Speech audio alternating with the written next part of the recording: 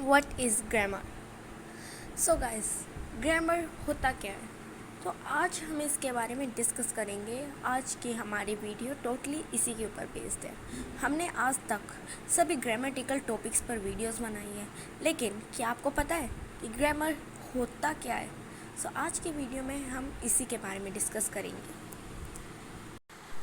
Grammar is rules of a language governing the sounds, words, sentences, and other elements, as well as combination and interaction. Means grammar language के rules को handle करता है, उसकी pronunciation, sentence, elements, हर एक चीज़ को वो ध्यान देता है। मतलब ग्रामर क्या होता है? मीन्स हम इसको एक स्पेशल डेफिनेशन के अंदर समझते हैं।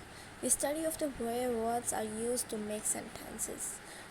मीन्स एक स्टडी करने का एक ऐसा वे जो हम सेंटेंस बनाने के रूप में जानते हैं।